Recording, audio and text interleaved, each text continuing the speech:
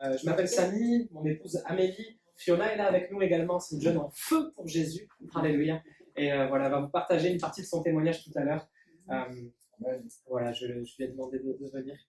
Et j'aimerais ce matin prêcher sur, vous allez deviner, le contexte, là, je vous le porte un petit peu, ça fait plus de 10 ans que Sarai et Abraham veulent un enfant. Et ça fait plus de 10 ans qu'ils vivent en terre de Canaan et en fait qu'ils attendent une promesse qui doit se réaliser et que Dieu en fait leur avait donnée. Hein. Et vraiment, ça fait 10 ans qu'ils sont là en terre de Canaan, ils ont obéi à l'appel de Dieu, ils ont quitté leur patrie, leur famille, etc. Ils ont fait des kilomètres et des kilomètres pour changer de pays. Ils sont partis de Ur en Chaldée jusqu'en terre de Canaan. Et dans cet appel-là, Dieu avait vraiment fait cette promesse forte à Abraham, tu auras une descendance, tu auras une descendance, tu auras un fils, et sa descendance d'ailleurs sera aussi nombreuse que les étoiles dans le ciel. Sauf qu'au bout de 10 ans, rien ne s'est passé encore. Et les années ont passé et cette promesse ne s'était toujours pas réalisée. Et donc il y a une attente quand même qui est là interminable, sachant qu'ils étaient déjà avancés en âge. Ils se disaient déjà comment c'est possible, et en plus de ça, ça se passe pas, quoi. Alors que le Seigneur avait fait la promesse, etc. Et donc leur foi, elle a commencé vraiment par vaciller. Et ils ont voulu aider Dieu.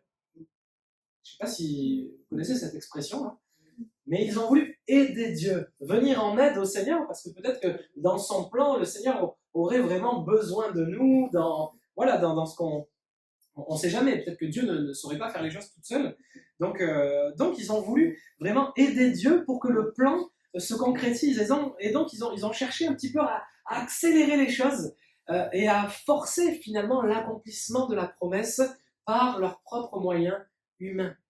Et ils ont mis en place tout un stratagème afin qu'un enfant ne naisse pas depuis Sarah, mais qu'un enfant naisse depuis Agar.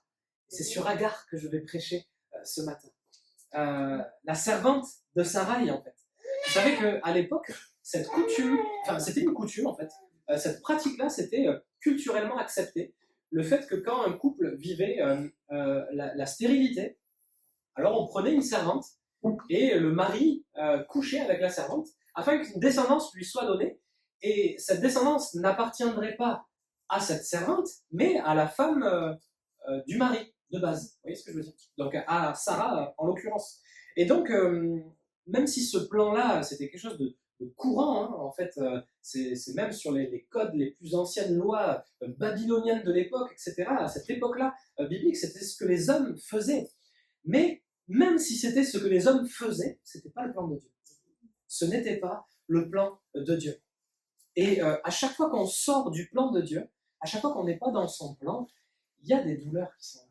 Il y a on ouvre la porte à des situations quand même compliquées. Déjà que même avec Dieu, on peut vivre forcément des situations compliquées. Mais alors vous imaginez, quand on sort de son plan, c'est encore plus compliqué. Et donc c'est compliqué, c'est douloureux et ça peut être même catastrophique. Et l'histoire qu'on va voir aujourd'hui, c'est vraiment l'histoire de cette femme-là, Agar. Et cette histoire nous montre que c'est un Dieu qui ne rejette pas, mais qui va restaurer les cœurs brisés. Cette histoire nous montre qu'il y a un Dieu qui voit la souffrance, mais qui ne s'arrête pas juste au fait qu'il voit la souffrance, mais il vient guérir et penser les blessures les plus profondes qu'on peut avoir dans notre vie. Amen. Et j'aimerais lire avec vous tout le chapitre de Genèse 16. Voilà, il y a 16 versets exactement. Et voilà. Sarai, femme d'Abraham, ne lui avait point donné d'enfant. Mais elle avait une servante égyptienne nommée Agar. Et Sarai dit à Abraham, voici l'Éternel m'a rendu stérile. Alors viens, je te prie, vers ma servante, peut-être aurais-je par elle des enfants. Alors Abraham écouta la voix de Sarai, sans rechigner. Alors Sarai, femme d'Abraham, prit Agar, l'Égyptienne, sa servante, et la donna pour femme à Abraham son mari, après qu'Abraham eut habité 10 années dans le pays de Canaan. Il alla vers Agar, sans rechigner, et elle devint enceinte. Quand elle se vit enceinte, elle regarda sa maîtresse avec mépris. Et Sarai dit à Abraham, l'outrage qui m'est fait retombe sur toi. J'ai mis ma servante dans ton sein, et quand elle a vu qu'elle était enceinte, elle m'a regardé avec mépris. Que l'Éternel soit juge entre moi et toi. Alors Abraham répondit à Sarai, voici, ta servante est en ton pouvoir, agis à son égard comme tu le trouveras bon. Alors Sarai la maltraita, et Agar s'enfuit loin d'elle. Alors verset 7, l'ange de l'Éternel la trouva près d'une source d'eau, dans le désert, près d'un oasis d'ailleurs, comme le nom de votre église. Près de la source qui est sur le chemin de Chour. Il dit à Agar, servante de Sarai, d'où viens-tu et où vas-tu? Elle répondit, je fuis loin de Sarai, ma maîtresse. L'ange de l'Éternel lui dit, retourne vers ta maîtresse et humilie-toi sous sa main. L'ange de l'Éternel lui dit, je multiplierai ta postérité, elle sera si nombreuse qu'on ne pourra la compter. Alors l'ange de l'Éternel lui dit, voici, tu es enceinte et tu enfanteras un fils à qui tu donneras le nom d'Ismaël, car l'Éternel t'a entendu dans ton affliction. Il sera comme un âne sauvage, sa main sera contre tous et la main de tous sera contre lui. Et il habitera en face de tous ses frères. Elle l'appela Ata El Roi, le nom de l'Éternel qui lui avait parlé, car elle dit, ai-je rien vu ici après qu'il m'a vu? C'est pourquoi l'on a appelé ce puits, le puits de Lakai Roi.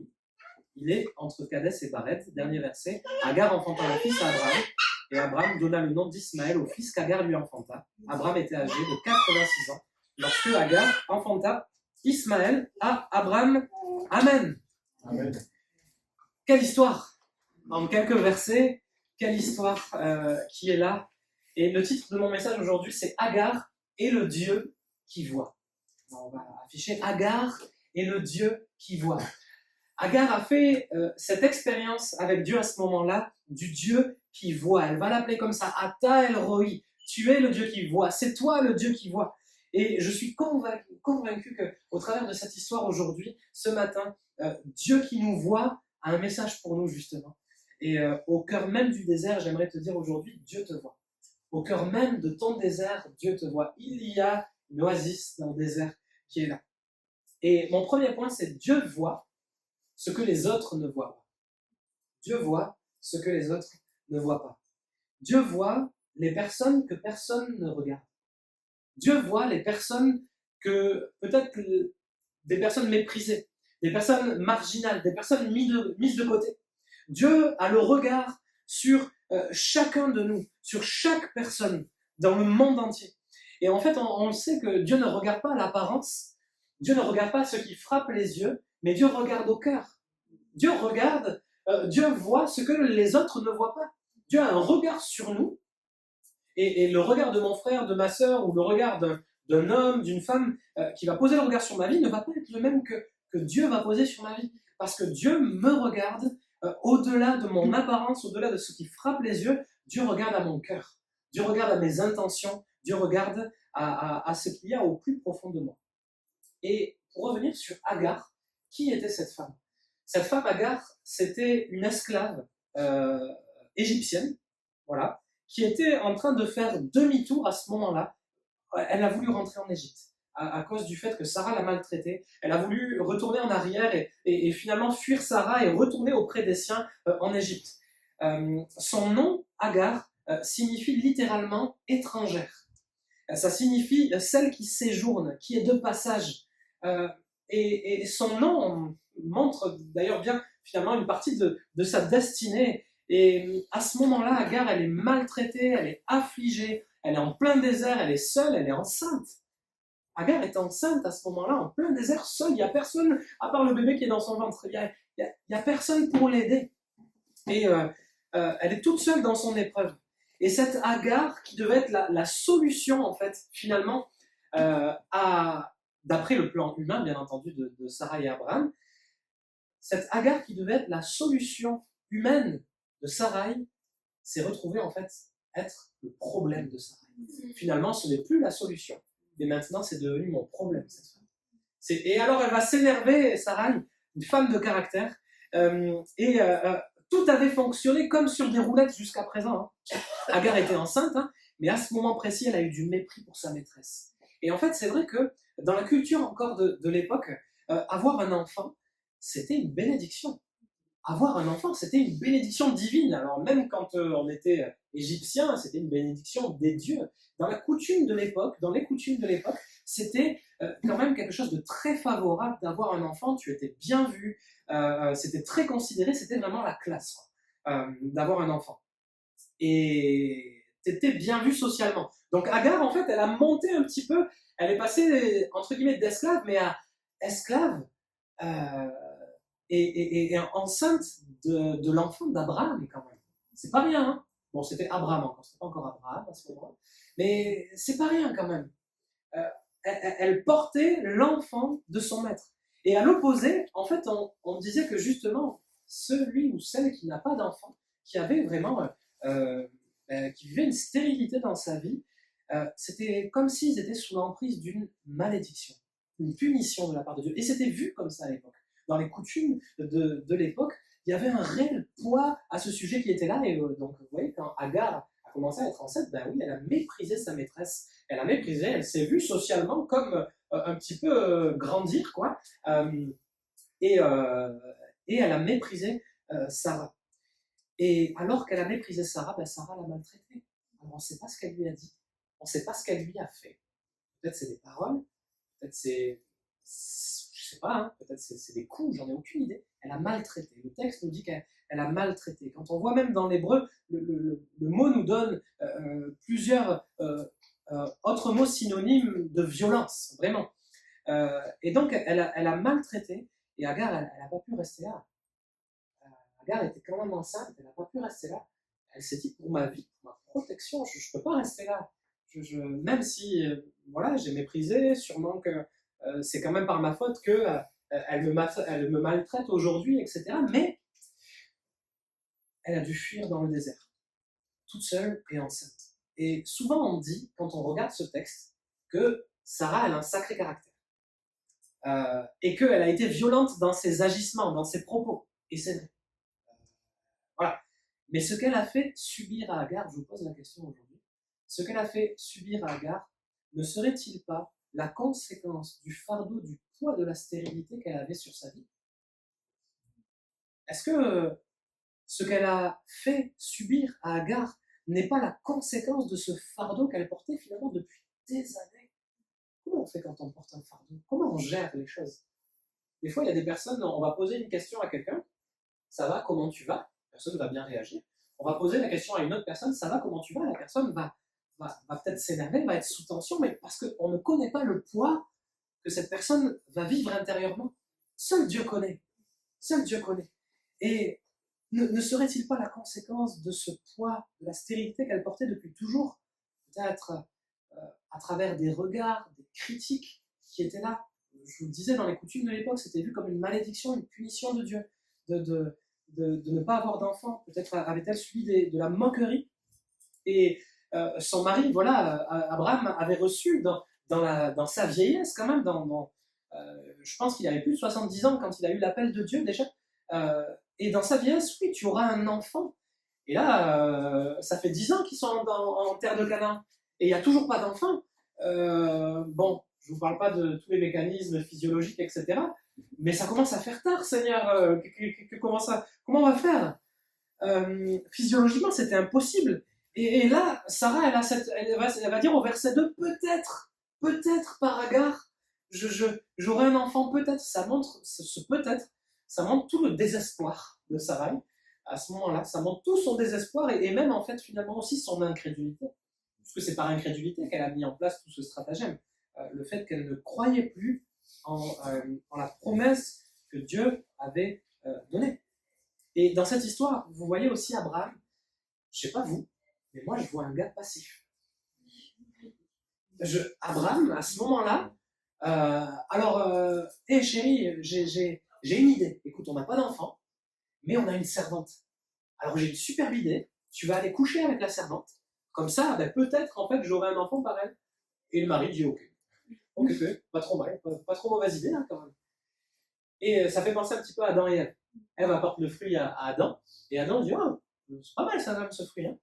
En fait, on oublie ce que Dieu avait dit. On oublie ce que Dieu avait donné. On oublie la règle de Dieu. On oublie le commandement de Dieu. On oublie la promesse de Dieu finalement. Et on comprend, il y a des sujets, on peut comprendre la difficulté qu'il y avait.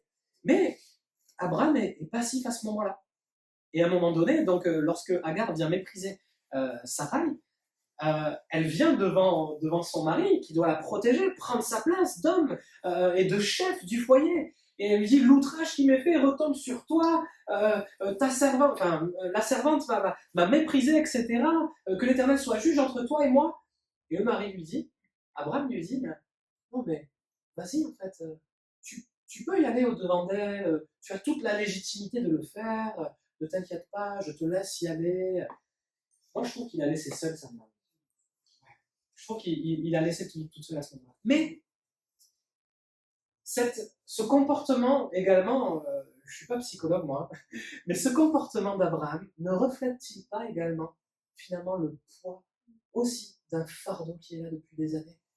Peut-être une personne qui doit assurer, qui doit être là, qui doit avoir confiance, etc. Mais Abraham, en fait, il prend la fuite parce qu'il prend la fuite et il dit vas-y, tu peux le faire toi, tu as complètement la légitimité de le faire. Ce que je veux vous dire par là, c'est que avant que Agar soit brisée, Abraham et Sarai étaient brisés également. Abraham et Sarai, c'est un couple brisé. Et un couple qui attendait depuis plus de 10 ans, c'est écrit dans les versets qu'on a vus, depuis plus de 10 ans qu'ils étaient en terre de Canaan et qu'ils attendaient donc cette promesse de Dieu se réaliser. Et alors celle qui devait être sa solution humaine est devenue son problème. Et alors elle a maltraité. Et il ne faut pas oublier, quand même, on le dit souvent, mais qu'une personne blessée blesse à son tour. Une personne blessée non guérie va blesser à son tour, peut-être même sans s'en rendre compte. Et on vit tous à un moment donné de notre vie une blessure, une mauvaise parole, une moquerie, quelque chose qui est venu quand même toucher notre cœur, toucher l'intérieur de notre cœur, quelque chose que personne voit. Et avez-vous d'ailleurs remarqué, c'est peut-être pas vous, pas ici, mais avez-vous remarqué le poids d'une mauvaise parole? La force, la puissance et le poids d'une mauvaise parole qu'une mauvaise parole peut avoir sur notre vie. Je sais pas vous, mais moi, perso, mon cerveau, il retient plus facilement des mauvaises paroles qu'on m'a données que plutôt peut-être des bonnes paroles dans tout ça. La langue est un feu. La langue est un feu. D'ailleurs, la mort et la vie sont au pouvoir de la langue. Et nos paroles, elles ont le pouvoir. Je me souviens, j'étais à la jeunesse d'Aix-en-Provence, j'étais jeune à l'époque, et je me rappelle d'une personne qui m'avait... Vous savez, il y a une différence entre taquinerie et moquerie, humiliation, et se taquiner ensemble. Moi, je suis un peu taquin, donc je vois ce que c'est la taquinerie. Mais il y a une différence entre taquinerie et puis humiliation, quand même. Quand on fait une blague et on se moque, je sais pas moi, de quelqu'un devant tout le monde, il y a un poids aussi, parce qu'il y a tout le monde qui est là, etc. Quand on est deux, on va dire ça va. Mais quand il y a tout le monde autour, etc. Et je me rappelle, une personne m'avait fait une remarque. Au départ, on rigolait. Et en fait, ça a été une escalade de rigolade, de taquinerie. Mais à la fin, c'était plus la taquinerie. C'était des uppercuts de paroles, de mots. Et je me souviens, j'avais été mal. J'avais été tellement mal par cette parole qu'on m'avait donnée. Et je me rappelle, après, à la réunion de jeunesse et tout, le pasteur m'avait demandé de prier à la fin. J'étais mal. Parce que je pensais que à cette parole, en fait, qui était venue me torturer le cerveau, quoi. Pour vous dire que nos paroles ont un poids. Nos paroles ont un poids. Et la langue est un feu. Puisque Jacques le dira très bien dans son épître. La langue est un feu. Et j'ai noté, une parole pesante peut peser plus lourd que 10 paroles encourageantes. Mais une parole de Dieu a bien plus de poids que 10 paroles blessantes. Amen. Et ça, j'aimerais nous le rappeler. Parce que la parole de Dieu, elle a un pouvoir que les gens ne peuvent pas avoir. La parole de Dieu est au-dessus. Une parole qui vient de Dieu, qui descend du ciel sur ma vie, ou une parole que je reçois d'un texte biblique qui vient comme dans mon cœur, comme un baume, etc. Ça a bien plus de poids que tout. Alléluia. Lorsque Jésus était allé sur le chemin de Damas pour aller parler à ses disciples qui étaient tout tristes de ce que leur Seigneur était mort, ils ne savaient pas que Jésus était ressuscité, ils ne l'ont même pas reconnu sur ce chemin de Damas à ce moment-là. Et Jésus vient les voir et il les relève en fait par la parole. Et à un moment, ils vont dire, mais n'avons-nous pas eu dans notre cœur comme un feu au-dedans de nous lorsqu'il est venu nous expliquer les Écritures? Parce que la parole de Dieu, elle a ce pouvoir vraiment de venir nous toucher, nous impacter. Alors peut-être que tu vis une injustice en ce moment, peut-être as-tu vécu un abus, une humiliation, une moquerie, peut-être quelque chose qui est encore là aujourd'hui, peut-être tu te sens abandonné, c'est quelque chose que tu portes, personne ne le voit, mais j'aimerais te dire que Dieu le voit aujourd'hui.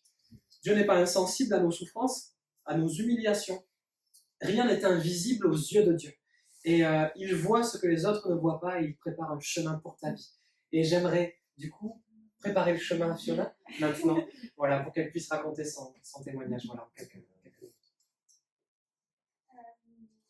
Bonjour. Effectivement, je m'appelle Fiona. Je me suis présentée brièvement, j'ai 23 ans. Et ça fait un petit peu plus de 2 ans et demi maintenant que je mène ma vie au Seigneur. Je viens aussi de l'église Paris Métropole. Et voilà, ce matin, je suis là pour vous apporter mon témoignage de la manière dont Dieu m'a rencontrée, moi aussi, dont il m'a touchée, dont il m'a restaurée vraiment à tous les niveaux. Donc, tout d'abord, pour donner un petit peu le contexte initial, je ne suis pas née dans une famille chrétienne, mais j'ai tout de même la grâce d'avoir grandi dans une famille vraiment très aimante, qui m'a transmis de belles valeurs, qui n'a jamais manqué de rien. Donc, je rends vraiment grâce à Dieu pour cela. Donc, voilà, dans ma famille, tout allait vraiment pour le mieux. Mais à l'extérieur, les choses étaient un petit peu plus difficiles à vivre, puisque quand j'étais à l'école et ensuite au collège, j'ai vécu pendant plusieurs années du harcèlement pour différentes raisons, principalement par rapport à mon physique. Et comme j'étais très introvertie de nature, très réservée, c'est une chose dont je n'osais pas parler à ma famille, à mes parents ou à mes frères et sœurs, parce que j'avais peur de les déranger. Et donc j'ai gardé ça pour moi pendant très longtemps. Et ensuite, arrivé au début des années de collège, en parallèle de tout cela, mon père décède d'une manière assez inattendue pour moi. Et à nouveau, je réagis un petit peu de la même manière, je me replie complètement sur moi-même. Et je me dis pas, voilà, partager à mes proches ce que je ressens, parce que je sais qu'eux-mêmes avaient déjà leur propre deuil à faire et que je ne voulais pas être pour eux ce fardeau supplémentaire. Et donc voilà, je garde ça pour moi, j'étouffe un petit peu ça en moi, je nie un petit peu le problème et je laisse ce mal-être grandir en moi petit à petit jusqu'à développer toutes sortes de petites noires, d'angoisse que je n'osais pas exprimer. Et donc, je suis restée plusieurs années comme ça dans cette situation, au collège puis au lycée. Et ensuite, on est arrivé au lycée, on parlait de tout ce deuil et de ce mal-être que je portais. J'ai aussi commencé à développer des troubles du comportement alimentaire en réaction au rejet que j'avais pu vivre par le passé, justement par rapport à mon physique. Et voilà, et à nouveau, ça a été une période très difficile pour moi où j'avais vraiment tout perdu. Enfin, perdu ma santé, ma vie sociale, la complicité que j'avais avec ma famille. J'avais vraiment l'impression d'avoir tout perdu et d'être moi-même complètement perdue. Mais Dieu a su où me trouver, puisque c'est durant cette période-là qu'il s'est révélé à moi, donc à travers une vidéo d'une personne qui a partagé sa foi. Et donc ensuite, à partir de là, entre le moment où j'ai exposé au message de l'évangile pour la première fois et le moment où j'ai donné ma vie à Dieu, plusieurs années ont passé. Ça fait plus de 5 ans environ, parce que j'ai dû apprendre à justement laisser mon passé derrière moi et à m'abandonner à Dieu. Mais voilà, durant cette période, j'ai malgré tout fait mon chemin avec Dieu. Et Dieu s'est révélé à moi. Il m'a vraiment petit à petit transformé dans chaque domaine de ma vie à tous les niveaux, que ce soit émotionnellement, physiquement, psychologiquement. Émotionnellement, puisque j'ai trouvé en lui la figure d'un père céleste, dont l'amour est vraiment venu combler et guérir mon cœur, qui m'a permis de faire ce deuil que je n'avais jamais réussi à faire. Physiquement aussi, Dieu m'a restauré, m'a guéri, m'a permis de retrouver ma santé, le poids que j'avais perdu, etc. Et enfin, psychologiquement, surtout, ça a été le plus long, je pense, parce que Dieu a dû faire tout un travail de renouvellement dans mon intelligence par rapport à l'image que j'avais de moi-même, par rapport à mon identité en lui aussi.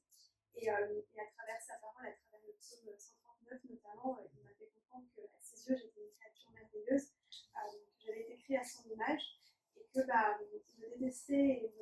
du mal comme je l'avais fait pendant toutes ces années. C'était un peu une manière indirecte de remettre en cause qui il était et ce qu'il avait créé. Et finalement, voilà, j'ai appris à l'apprécier tel que Dieu m'avait créé. Et voilà, il m'a vraiment restauré à tous les niveaux. Et comme Agar dans le désert, il a posé ses regards sur moi alors que je me sentais si seule, si démunie. Et voilà, il m'a tendu sa main et c'est lorsque j'ai saisi cette main que j'ai vraiment pu expérimenter cette rencontre vraiment qui change toute une existence. Et voilà, il m'a donné cette huile de joie à la place de ce deuil, ce vêtement de louange à la place de cet esprit abattu. Et voilà, il m'a vraiment fait vivre ce cœur à cœur qui transforme toute une existence et que je souhaite vraiment à chacun de.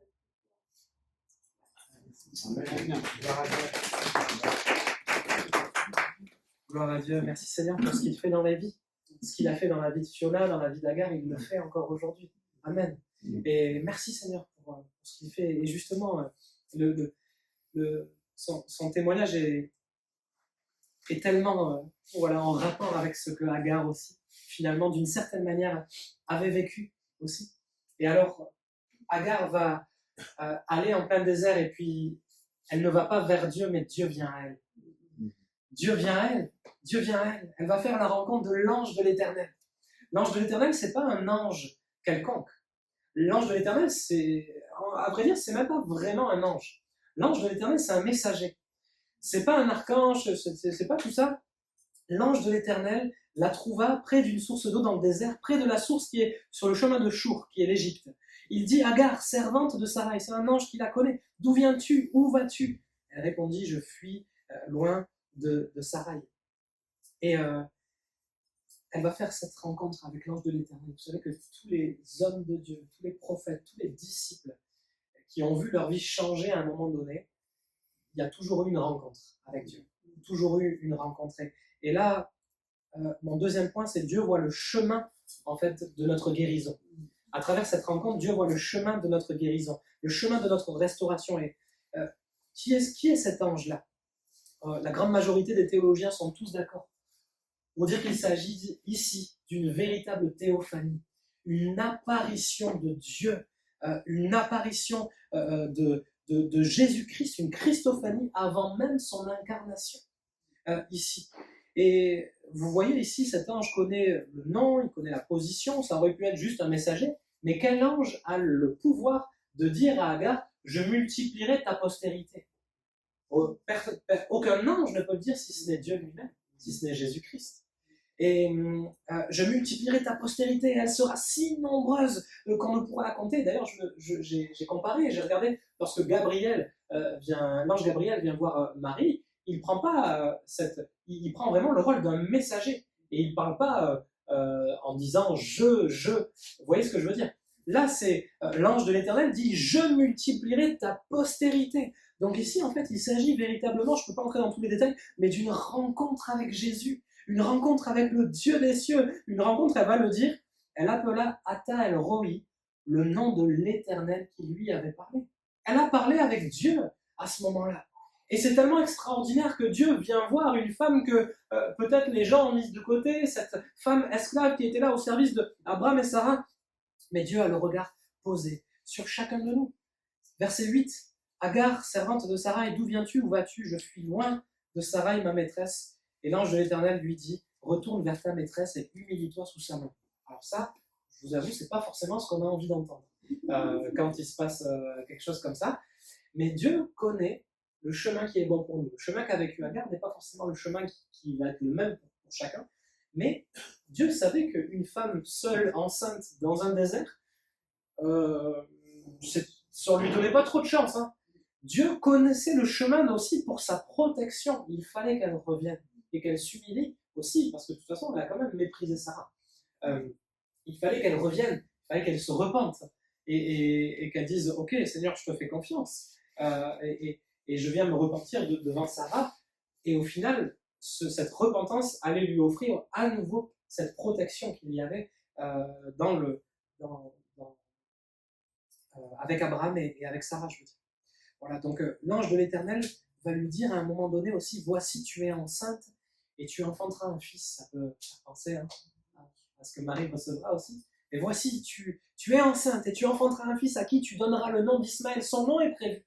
Son nom est déjà prévu. C'est pas toi qui trouveras le nom, c'est pas Abraham, c'est pas Sarah, personne. Son nom est déjà là. Il s'appellera Ismaël. Et Ismaël, c'est un nom hébreu qui veut dire littéralement Dieu t'a entendu. Ishmaël, Shema Israël.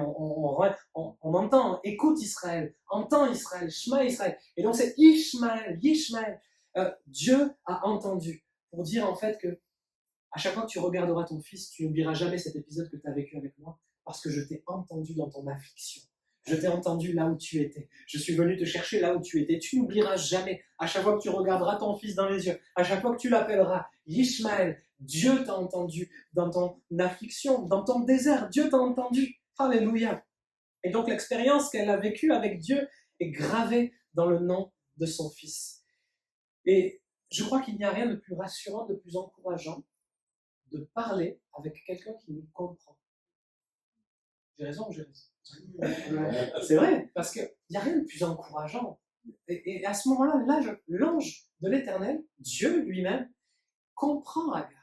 Il comprend ce qu'elle a vécu et il est en train de lui dire ok. Il est en train de l'écouter, je fuis loin de ma maîtresse Sarai.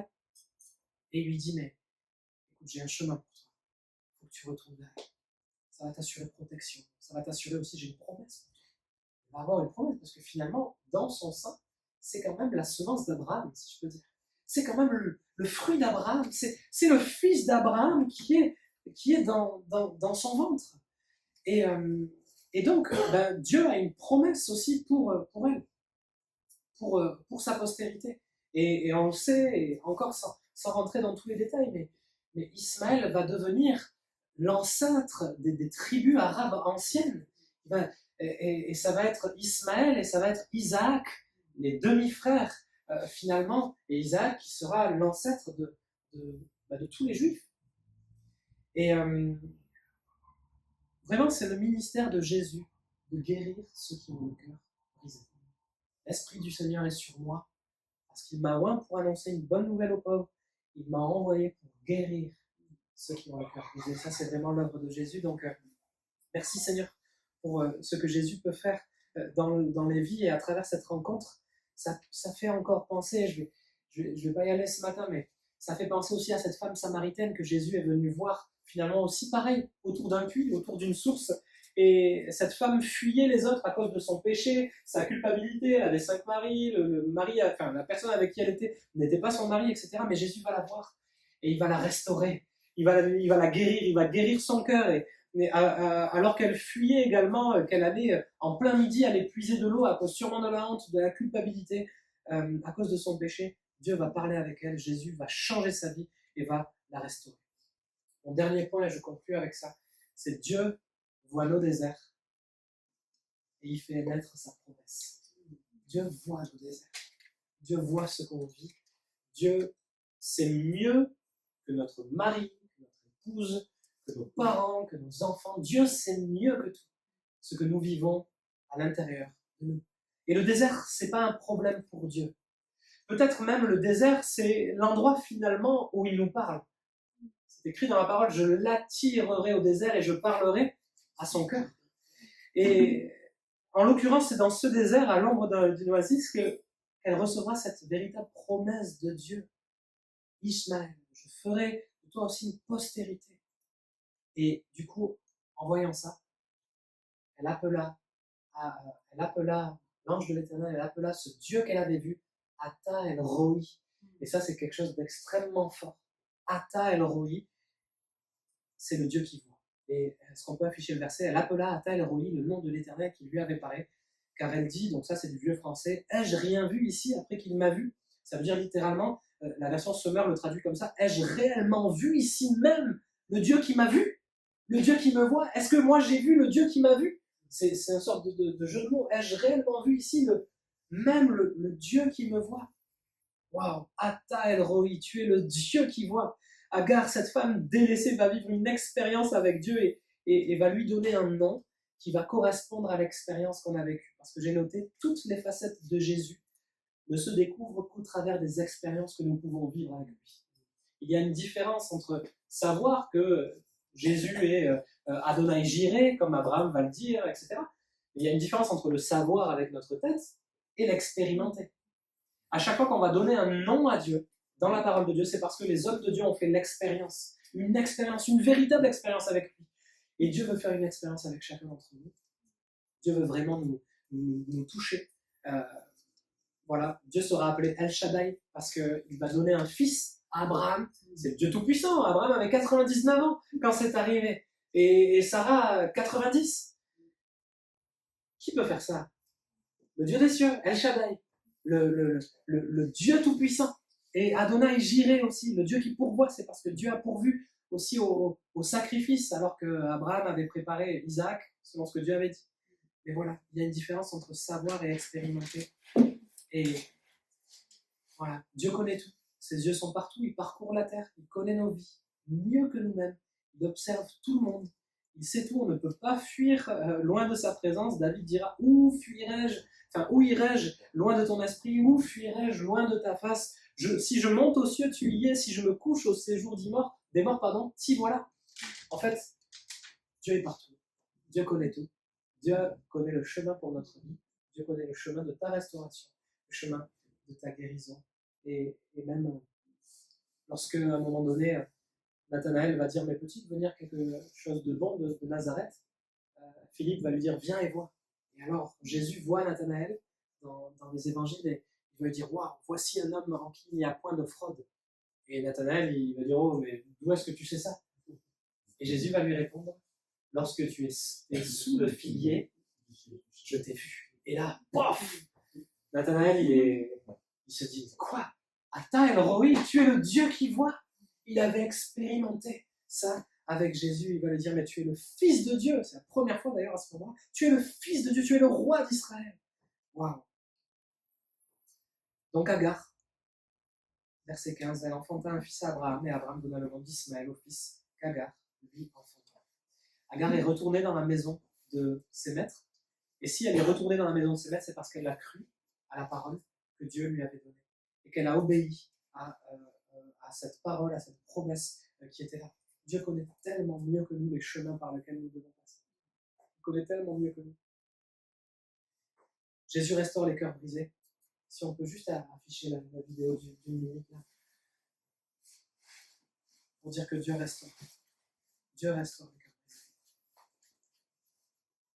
Ce que personne ne voit, Dieu le voit. On voit ici une jeune fille qui subit des moqueries, peut-être une injustice qui est là. Et elle commence à se briser, à être brisée. Ses parents sont loin d'elle, ils ne la comprennent pas. La brisure augmente, mais elle fait la rencontre de quelqu'un.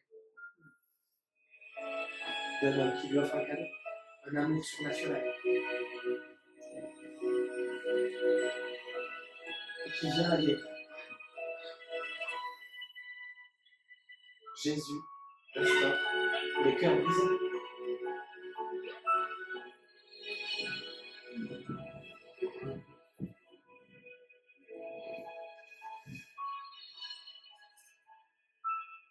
Combien de miracles peut-il y avoir quand notre cœur qui était brisé est restauré, est guéri.